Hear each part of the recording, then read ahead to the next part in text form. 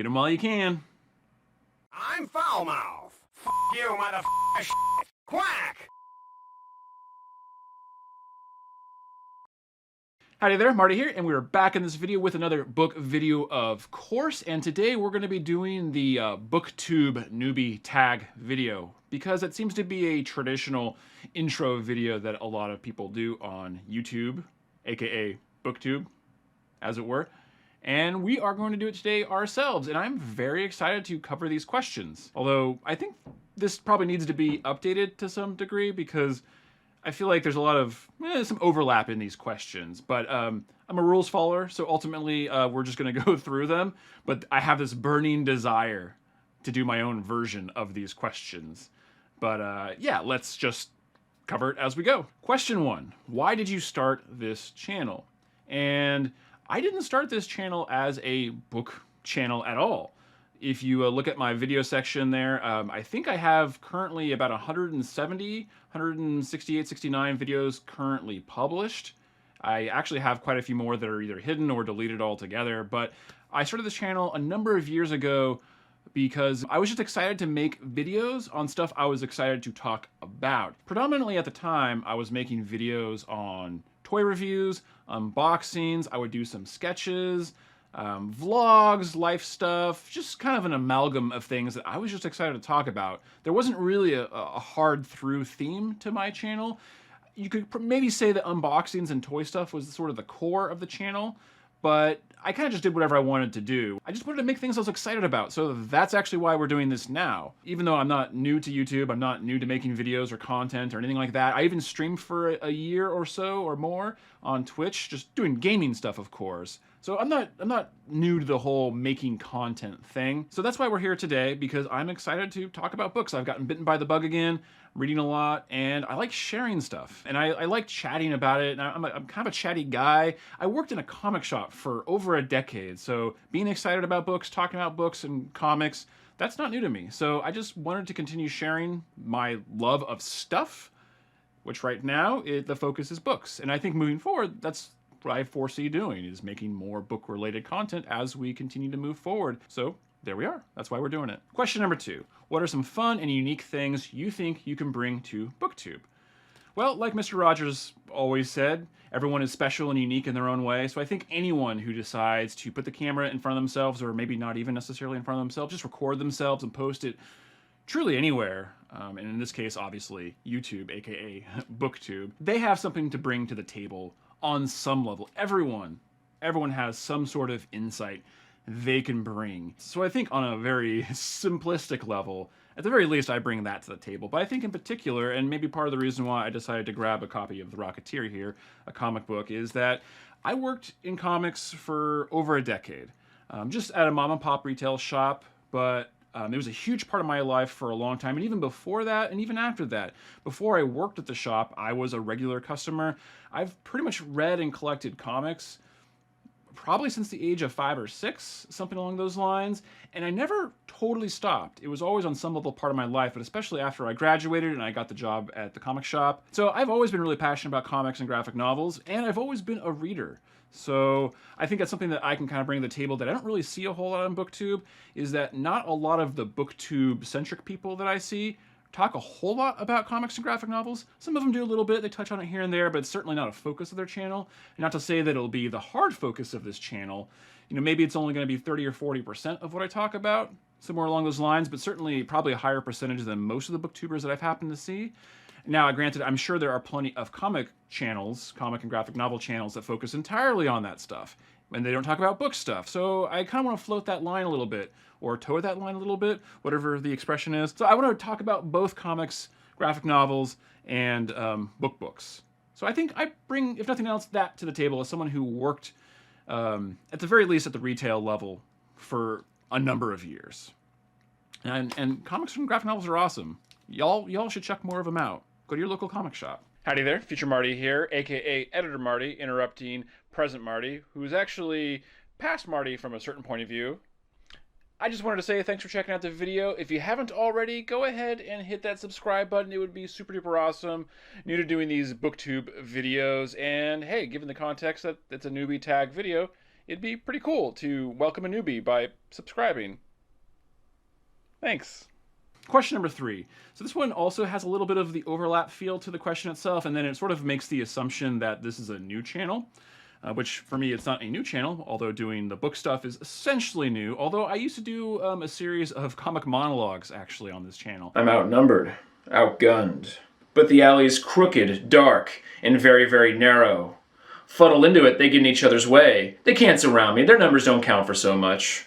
Sometimes you could beat the odds with a careful choice of where to fight. I'm just really stoked to make videos again, and I'm really happy to share my feelings and thoughts and excitement on books and comics and graphic novels with maybe some new people. But I'm just excited to talk about books and make videos again. So yeah, I think that answers the question. Question number 4. Why do you love reading? And what I think this question might actually be asking is, why do you read? More than just why do you love reading. I did ponder on this question for a little bit, and I think ultimately I love reading. I read because it's fulfilling to me personally, emotionally, spiritually. I think we have a certain responsibility to, on some level, be well read. This was sort of a tongue-in-cheek thing, but I do think there's a certain responsibility to read books like Fahrenheit 451, 1984, Brave New World, to be aware of what a lot of these types of books have to say at the very least. Not even counting the fact that, reading Great Expectations might be spiritually and emotionally fulfilling for you as well. So yeah, that's why I think ultimately I read. There's a certain degree of escapism, perhaps, certainly a degree of entertainment value. A lot of the books I read are purely just for entertainment. I'm not looking for spiritual enlightenment. About half, or maybe more than that, of Chuck Palahniuk's books. He's my favorite writer, but I wouldn't say that most of his books are spiritually fulfilling to me, right? They're entertainment. But I think ultimately in the grand scheme of things, I read to be fulfilled. Yeah, I think that answers the question. Question number 5, what book or series got you into reading? There was never a time where I didn't on some level read, even though I have gone through periods where I didn't read a lot of books. Reading was always there to some capacity, especially because, once again, I worked in the comic shop for so long. So even when I wasn't reading books, on some level, I was still reading comics. Going as far back as being a child, reading Dr. Seuss books. Ever since then, I don't think I ever totally stopped reading, not reading books whatsoever. When I was a child, or growing up rather, in elementary school, this is pre-Harry Potter, right? So the really big book series before Harry Potter in my mind, and the series that I credit basically my whole generation, and maybe the generations in close proximity to my own, I credit this series with us being at least somewhat literate and passionate about reading on some level. It's Goosebumps. The Goosebumps books were insanely huge at the time. I want to say pre-Harry Potter, it was the biggest selling book series of all time, or at the very least, kids series of all time. It was right up there, right? These books were amazing as a child. They were always super exciting. You always look forward to the new one. R.L. Stine put out 4, 5, 6 books a year for a while during that period.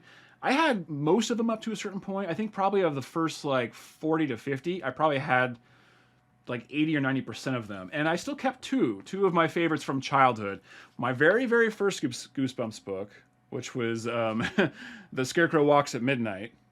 And then because I was a huge comic and superhero fan, eventually I got this one, The Attack of the Mutant, right? Yeah, Attack of the Mutant. We were so passionate as children about these books. Eventually, on my own, I sort of discovered the Magic the Gathering books because I was a big fan of the card game, and that was really my first true discovery of fantasy as a genre, and it really just opened up this world to me. The Magic the Gathering books really is what opened me up to fantasy. So those books would essentially lead me to Wheel of Time. I didn't finish Wheel of Time. I did fall off of it. That's a story for another time. That would essentially, probably, you could say, dovetail into, say, A Song of Ice and Fire, which after I read A Song of Ice and Fire, it was kind of hard for me personally to double back for something like Wheel of Time. And in between, I was reading a lot of the great books or a lot of classics. I became a really big Chuck Palahniuk fan in there. There's not really one book.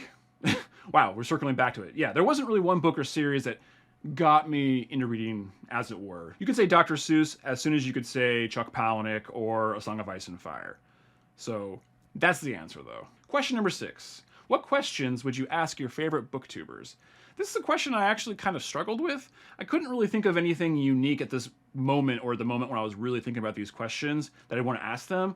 But the one thing that did come to mind was, What are your favorite guilty pleasures? Or do you read anything you would consider to be a guilty pleasure? I think there's probably different philosophies on that. I don't know that I have anything I personally consider to be a guilty pleasure at this point. Howdy there, Future Marty, once again interrupting. Apologies for that, but I felt like this part needs a little bit of extra clarification. The more I think about it, I do consider some of Chuck Palahniuk's books to be guilty pleasures. I still, well, of course, enjoy them. I don't really feel shame for reading them, but I also kind of know what I'm buying. And I think that's okay. I don't know if everyone always shares what they consider to be a guilty pleasure. So yeah, what books are your guilty pleasure reads? Question number 7. What challenges do you think starting a Booktube channel will be hardest to overcome? I think the hardest part for me, because I think this question sort of assumes that you're new to making videos in general, so that might be one of the hurdles. Because I have a lot of experience in making videos in general, I think the hardest thing for me will just be keeping like the passion and excitement up, and really just making the effort to put videos together, because I usually use a 2-camera setup. I do a lot of jump cuts. Predominantly that's because, for one, I like switching between the 2 cameras just to sort of keep the visuals up a little bit, especially when it comes to like talking head kind of videos. It also helps me overcome a lot of the ums. So doing the multiple cuts helps me to eliminate some of those things. A 20-minute video or a 15-minute video, it might take me like 3, 4, 5 hours to edit, depending on what I'm doing. Some of my more complicated videos I did in the past might even take me 7 or 8 hours of editing. And welcome to the first episode of Sledgehammer This. Something like this, you know, I'm gonna probably have to chop up a lot of my rambling. I might even cut this part out. I think for me, just keeping the passion up and actually making the videos and making the content and posting it. So yeah, that's for me personally. Question number 8. When did you start reading? I always read. My parents were always very encouraging of reading. Not to say that they were massive readers themselves. They read a little bit here and there. My mom would read some romance books. My dad would predominantly read nonfiction or Lord of the Rings. It was pretty much one or the other. I kind of always read to some degree, so there's never really a time where I didn't read. Number 9, where do you read? Well, this one's kind of boring for me for the most part, because 90%, maybe 80% of my reading is pretty much either in this room, in my den, or in my living room in my nice leather chair. Maybe I'll show you a picture of it. That's where most of my reading takes place. Occasionally though, if I'm out and about, I know I'm gonna have a little bit of free time, I might read at the coffee shop. I'll toss the book in the car, maybe in the parking lot to like Home Depot or Target or something. I'll read a couple pages or something along those lines. I don't even really bring my book to work for the most part, unless I'm gonna read on my lunch break, which most of the time on my lunch break, I'm trying to do other stuff. Like I'll run over to Target to get like household stuff, or I need to go get food. You know, I only have a 30-minute break for lunch, so I don't have a lot of time to just sit there and read. So yeah, for the most part, just read at home, kind of boring, typical places. Question number 10, what kinds of books do you read? Well, right now, for instance, I'm reading Lonesome Dove, which is an epic Western. It's an absolutely massive 800-page plus tome. I read lots of different types of books. For the most part, admittedly, predominantly fiction. That kind of looks like a combination of modern stuff and the classics. I do tend to prefer things that are a little bit more standalone these days and not part of big, huge, epic 14-novel series.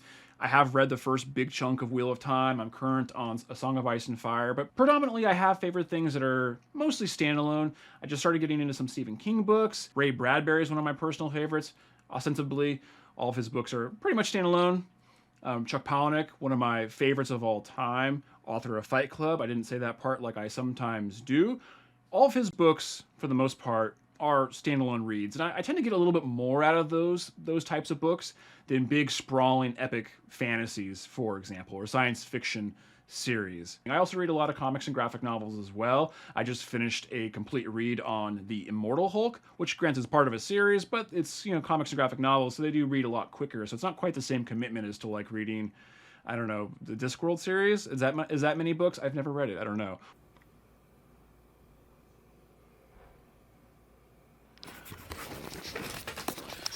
Bruh, 41? Sheesh. I'm open to reading a lot of stuff, but predominantly I do end up reading mostly fiction, with a blend of modern stuff and the classics. There is sort of a theoretical 11th question on this, which is like, what does your book collection look like? That deserves to be its own video, because that's going to be a monster on its own. So we're going to save that for another time. Well, that's pretty much going to do it for this one. I had a lot of fun making this video. Hopefully it's a lot of fun to edit it. If you did enjoy it, go ahead and hit that like button. And if you haven't already, consider hitting that subscribe button. Like I always say, it makes me feel like I accomplished something. But otherwise, I guess I'll see you in the next one. Bye.